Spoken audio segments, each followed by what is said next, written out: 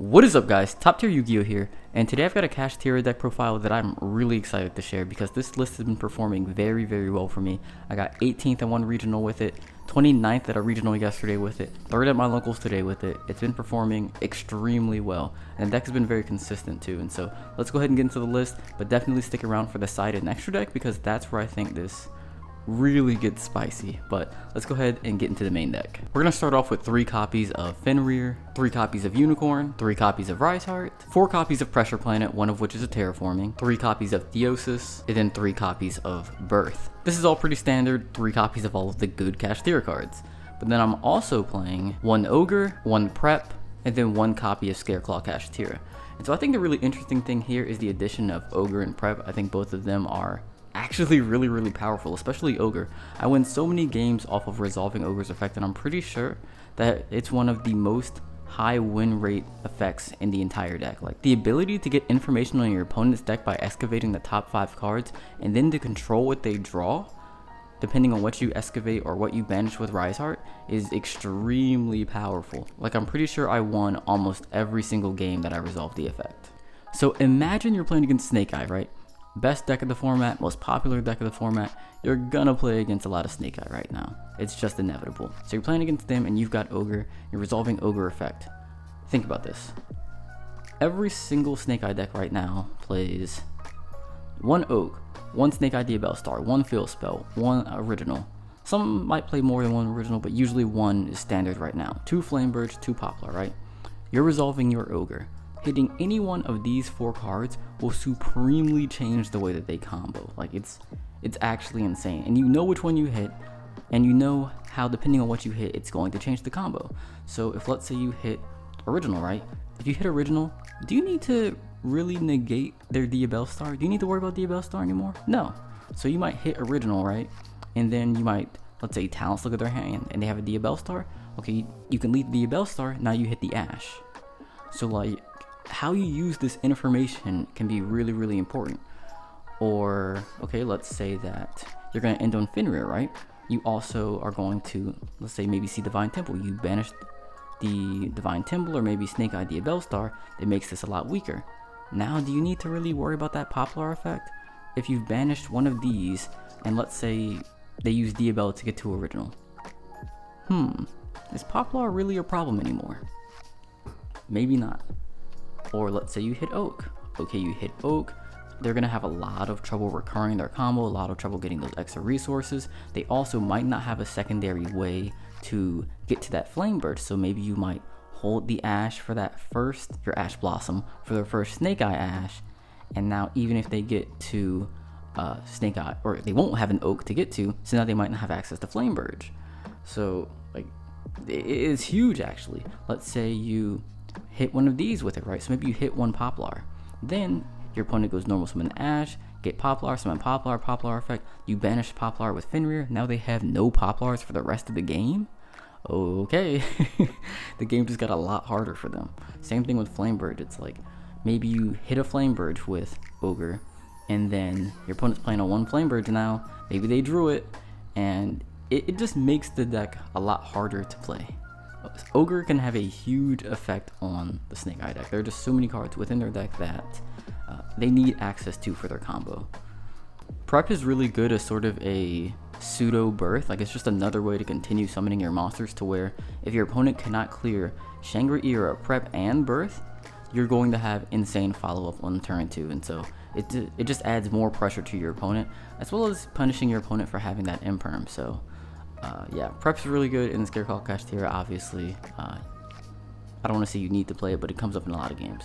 And then for the non-engine, we've got 3 copies of Prosperity, 3 copies of Triple Tactics Talent, and then 1 copy of Called by the Grave. And then finally, to wrap up the main deck, we've got Hand Traps. For those, we play 3 Ash, 3 Veiler, 3 Imperm, and then 3 Shifters. One huge pet peeve I have about playing this deck, and I feel like I've said this before, but I hate the way that people say that Shifter is like the best card in the deck, or Shifter is the only reason to play Kashtira, or Kashtira is simply a Shifter deck. Like, sure, Shifter is good, but it's an unsearchable 3-of. And it's not always an auto win. Like, you can definitely lose games under Shifter. Like, I had a game at locals yesterday where I shifted my opponent, then he ashed something, I triple tax looked at his hand, and his hand is like Snake Eye Ash. It's like Snake Eye Ash, Diabell Star, then Imperm, and some other hand trap. So it's like I'm definitely not killing him through multiple hand traps, and he has follow-ups. So Shifter didn't win me that game. Shifter is like, this deck is more than just a Shifter deck. Like, Shifter is important, of course, but you still have to play the game. Shifter is one turn. You're not always gonna OTK your opponent on every single turn through hand traps, through disruption, through whatever their board might be. Like, Shifter is not always game. This deck is way more than a Shifter deck. It's more of a mid-range control deck, and you have to play it very, very well. And so I hate when people just reduce it down to being a Shifter thing, because a lot more goes into it. And hey, that's a conversation for another day. It's just like, but anyways, that wraps up the main deck. 41 cards. I've been playing this exact same 41 card main deck for like 3 months now. The only change that I've even considered was adding a 42nd card, being Reinforcements of the Army, just to get more copies of Rise Heart. But yeah, I'm pretty happy with this list though. Yeah, no changes. So let's go ahead and move on to the extra deck. I know like the main top 14 cards that I would probably play, but there's just a 15th card that has been a revolving door, more or less. And so let's go through the main 14. I'll show you all of them in order, but then we'll talk about the other options for that 15th slot. And so first and foremost, we got to play the one copy of Shangri-Ira. At least this card is insane. Your opponent has to clear it off of the board, or else they will lose the game most likely. Like, Shangri-Ira being on board for 2+ turns is effectively an auto win, because it's just going to keep giving you more and more monsters, more and more resources. You're locking more of their zones. It's actually a really good card, and the zone lock comes up too, like more often than you would think, because like you can lock your opponent's middle zone, like their middle zone, and then their like all the diagonal zones effectively, which turns off the charmers and a lot of other things. Locking multiple zones can also prevent full plays that might require like maybe 3 or 4 monsters on board. I played against a Melodious deck and could lock their pendulum zones. Like, it's Shangri-Ira is really, really good. Just everything about it. Dark Armed, which is definitely the most important, or the second most important card in the extra deck. Just being able to clear stuff off the opponent's board as well as banish them from their graveyard to trigger cards like Theosis is very, very powerful. Draco Sack, which is the key to most of your combos. IP Masquerena, and then SP Little Knight. Both of these come up all of the time, especially IP for if like your Rise Heart gets negated, then you kind of need a link to go into if your Rise Heart's going to be level 4. Like, there's nothing worse than like special summon Unicorn, Veiler, normal summon Rise Heart, Imperm, or vice versa. It doesn't matter, but either way, like, they're both negated. What do? Go into IP, play that Birth that you hard drew, summon something back, and then keep going. But after that, we've got 2 copies of Link Spider, which you're going to use the Draco Sack tokens for, G Golem Crystal Heart, which you use the Link Spiders for, and then you have Heat Soul and Appaloosa as like your combo finishers. And so effectively, the Draco Sack combo is going to end on Heat Soul, pay 1,000, draw 1 card, Appaloosa with 2 negates. So pay 1,000, draw 1 card, 2 negates, then you do the rest of your Kashtira plays afterwards. And being able to do them under Appaloosa means that you don't have to worry about Nibiru, you don't have to worry about, you know, Veiler anymore. If they had that, they would have probably Veiler the Draco Sack or something, but you don't have to worry about anything, you know, you're all good to go. After this, the spicy thing about the extra deck is that there's another combo finisher set of cards that I've been testing as well, that I'll show you guys after we get to like the main extra deck, so again, stick around. But after this, we've also got 1 copy of Zeus, which I've been a huge fan of lately. In the past, I was kind of rocky about it, but it's been coming up a lot. And one scenario in particular that I really like it is when you're playing against Snake Eye, they full combo. You didn't draw any hand traps because we're not good enough to draw hand traps. And we do draw Engine though. And you're able to bait a couple of things with spells. Your opponent uses their number 38 Hope Harbinger Dragon Titanic Galaxy to negate one of your spells, take it as material, and then you do big brain play. You activate Triple Tactics Talents, you take the Hope Harbinger, attack over Appaloosa, and then you make Zeus, and then Zeus will have the 4 materials, and you just wipe the rest of the board. Sure, they might get Flame Burge's effect to add everything back. You wipe the whole board again, or you can just do it on your opponent's turn, and then like let them commit more to the board, and then Zeus them. It's really, really, really powerful, and it comes up quite often actually in that matchup if you get the Triple Tactics and have enough ways to bait other of their interactions. But it's really, really powerful. Another extremely important card is Sky Crisis. Superstar Slayer, Typhon, Sky Crisis. 2 absurd names, but 2 absurd effects. And then finally, we've got 1 Flare Metal, and then 1 copy of Harmonizer. So these are like the main 14 cards that I play, and the 15th card switches out depending on how I'm feeling that day. And usually it'll be one of the following, one of the following 5 cards. It'll be sometimes a second Shangri-Era, as that comes up in grind games in particular. Sometimes you just need the second one, hey, look, you just need the second one sometimes. It comes up. I've also considered Nightmare Phoenix, and in particular, Nightmare Cerberus. Both of those are just really good generic removal options, but especially Cerberus, I think, because a lot of your other options for removal you can't attack afterwards. So like SP Little Knight, you can't attack directly. Dark Arm can't attack after using the effect. Dracosac can't attack after using the effect. A lot of your disruption, or destruction, I should say, you can attack afterwards, but Cerberus can. Cerberus can definitely attack afterwards. You can also make it within your standard Dracosac combo. And the other cool thing is, if you read G-Golem Crystal Heart, which I'm sure nobody has actually ever read that card, but if you read the card, G-Golem Crystal Heart, Earth Link monsters that are co-linked to it gain 600 attack, can attack twice, and pierce. And so that puts Cerberus up to 2200 attack, and has piercing and can attack twice, which can allow you to do a good bit of damage.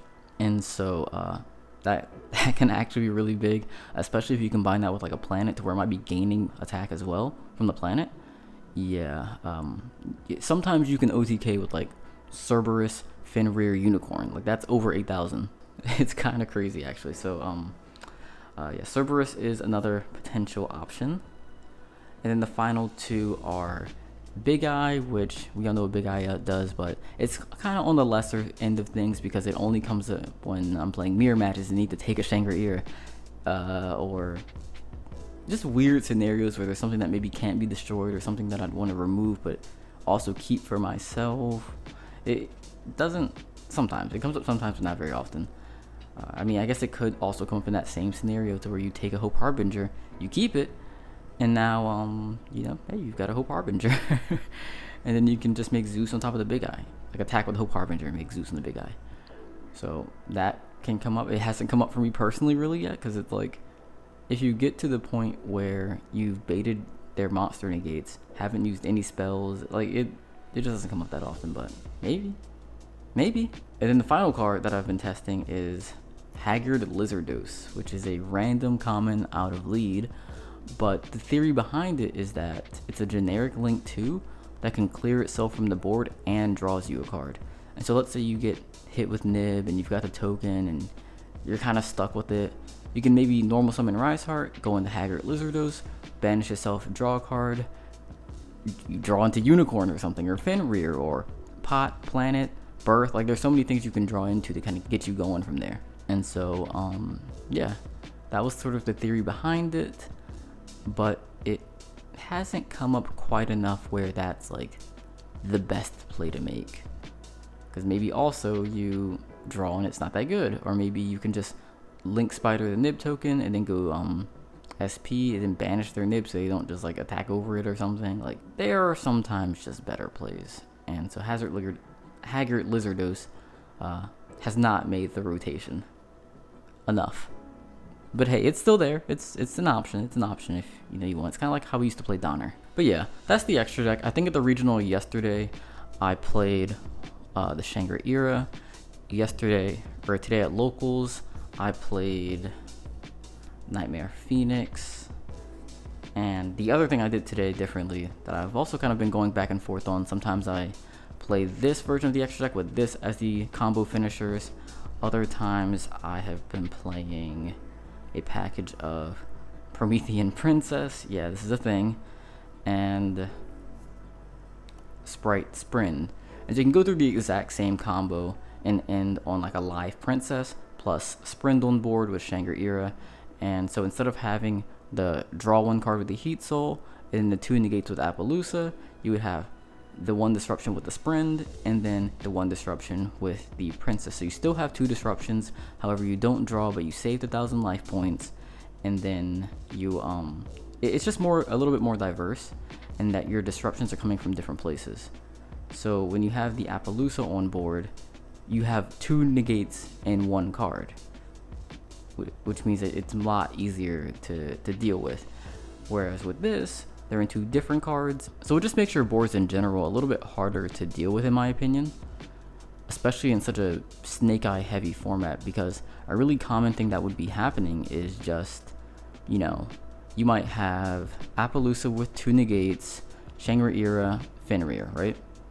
Your opponent summons Diabellstar, no effect, attack over your Appaloosa, normal summon Snake Eye Ash, boom, full combo. Then all you've got is Fenrir to stop it, pretty much, and that's simply not enough to stop a full like normal summon of Snake Eye Ash. Like they can play around it. So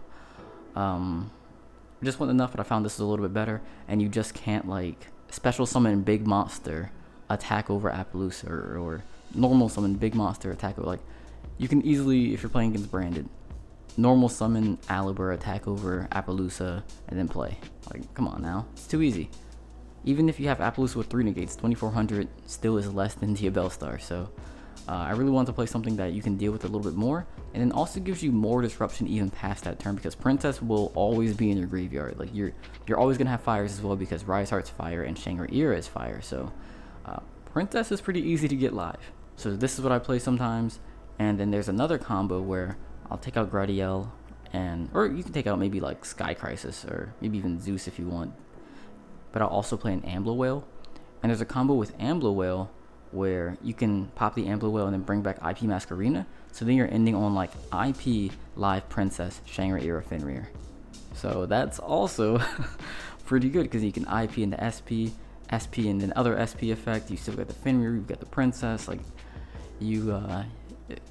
Princess is pretty good in this deck. There's some combos, and if you guys are interested, I can make a combo video or something like that. But yeah, that's the other version of the extra deck. Oh, and if you do play the Princess build, you do also have, you know, generic good fire cards like Sunlight Wolf. You can make this, then do your combo, trigger Sunlight Wolf, add back a Rise Heart, and then you've got follow-up for next turn. Heat is obviously an interesting option. It makes it easy to go Princess. And then Raging Phoenix is, you know, Raging Phoenix. So yeah, but now let's move on to the side deck. I won a lot of games with the side deck. I think this part's actually really cool for me, not for my opponents. But the most important card of the side deck is 3 copies of Triple Tactics Thrust. So then with Thrust, you have 3 copies of Dimensional Barrier, which is really good this format. It's really good against Voiceless Voice, Branded, Tempai, whatever else, Melodious. It's just good. But it doesn't cover Snake Eyes that well. And that's the one weakness of it, which is why I also play 3 copies of Different Dimension Ground, which hits Snake Eye really, really hard. As well as like other decks like Branded, like just a lot of decks need their graveyard. And so this says that neither of us are using our graveyard. So both of these are searchable with Thrust, and they effectively give me 6 copies of it within the main deck. You combine that with Pot of Prosperity, and you get pretty consistent access to either of them. Especially in the case of Different Dimension Ground, if you combine that with like Shifter, you effectively have like 9 copies of like no graveyard, and then 3 copies of Prosperity to get you to no graveyard. So it makes it very consistent to where you're going to be able to skip at least one of your opponent's turns, and that can allow you to set up and really get yourself into like a winning position.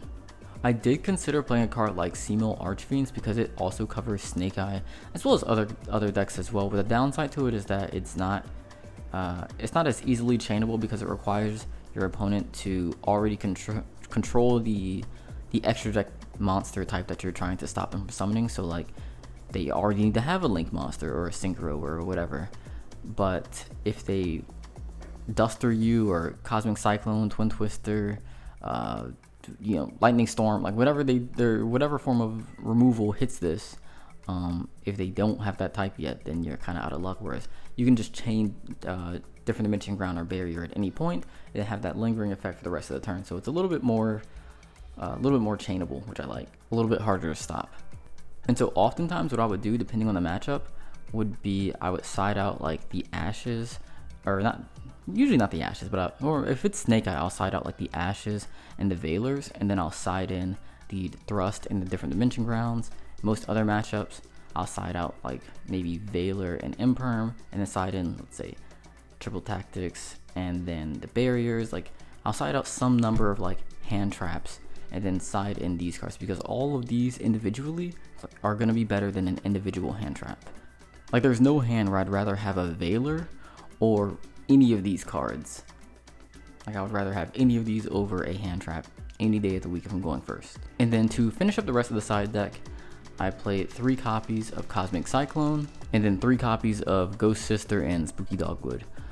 Cosmic Cyclone I want to play mainly so I don't lose to like Skill Drain or like, you know, just those random spell and traps. And I considered playing something like Lightning Storm instead because it's really searchable by thrust. However, Lightning Storm doesn't give me the same versatility to be able to chain it to something. So like, you can stop Flamebird summon IP with this, so that's actually really huge, because that might be two removals, like both of SP's effects. So you can sort of 2 for 1 with Cosmic Cyclone in that regard, whereas like if you have a Lightning Storm, you activate Lightning Storm, they chain, Flamebird summon the IP, and then you did nothing. So I like Cosmic Cyclone in that regard. You can also just draw it and set it as Disruption, in a lot of matchups as well. So I think it's just a little bit more versatile. And Spooky Dogwood, I've been a huge fan of. I mean, I think this card is effectively max C against combo decks, especially against like Snake Eyes, because their combo summons so many monsters, so many monsters. Like, just alone, if you think about Flamebird, Princess, bring back Flamebird, is over 8,000 life points. Just that sequence of summons on its own is over 8,000 life points. And you know, you get through their entire combo, you might be plus 1,500 life points. You might be at 20,000 life points. And so if you just think about the resource management of some of the top decks right now, you think of like Snake Eye. Like, if you think about the Philosophy of Fire, the resource that you start the game with and then generally lose over time, time being turns, you usually think of like your main deck. But another resource that is similar to that is your extra deck. And a lot of the Snake Eye disruptions come from the extra deck. So it's going to be the IP into the SP, it's the Hope Harbinger, it's the Appaloosa, it's the, yeah, like those are going to be your main disruptions, the Princess. However, there's only a finite number of those cards. Like, there's only 1 IP and only 1 SP. There's only 1 Appaloosa, only 1 Hope, and there's no way to recycle them. So if you can get to 15, 20,000 life points, they won't be able to kill you. You're going to have more turns to play the game. And if that's the case, if let's say your opponent has 7 disruptions, but you have 3 pushes per turn, well, on that 3rd turn, you're going to be able to push through the disruptions, even if they, let's say, draw another hand trap. And so Spooky Dogwood can, on its own, if your opponent full combos through it, win you a game. Or if they don't full combo, then it's done its job. It's prevented your opponent from setting up multiple disruptions, which usually can allow you to win the game. So Spooky Dogwood's actually really good right now. It's also great against Tempai. It's effectively, you know, don't die to Tempai, don't get killed. It's a good time card as well, which, you know, hey, you need one of those too. And if you play the Sprint package, you can also play like a Volcanic Scatter Shot that dump off a Sprint. That can be pretty solid. I also like to side it in against Branded, because Branded summons a lot of big monsters. Like, in order to puppet lock you, think about it. In order to puppet lock you, they have to summon Granganule. Granganule has to send the puppet, so that's already 20. Granganule's 25, I want to say. You gotta summon Sanctifier, that's 3,000. You're probably using a like one of the other Branded fusions. That might be another 2,500 or 3,000. You've got maybe an Alibur, 1,800, Quim, 1,500, Cartesia, 1,500, like all that adds up. And while they might skip one of your turns, yeah, they gonna skip your turn if they puppet lock you. You can't really do nothing through that, but they can't kill you through 15,000 life points. Like they can't put 15k on board. Like, Branded just can't do that. Like, they're not gonna have triple Mirror Jade Sanctifier on board. Like, there's just no way. So you're going to get a second turn. They're gonna have to clear the puppet off their board, summon it again somehow, and that's not always the easiest thing for them to do, especially if you have hand traps. And so you likely can push through the puppet lock with Spooky Dogwood. And so for a long time I was trying to think, like, should I play DD Crow to maybe hit the puppet, or should I hit or maybe should I play Ghost Spell to stop the Sanctifier? But there's so many ways that they can actually get to the Puppet lock that, like, they can send Puppet on your turn under Lost so that you never have a chance to DD Crow it. And same thing, you'll never have a chance to Bell it.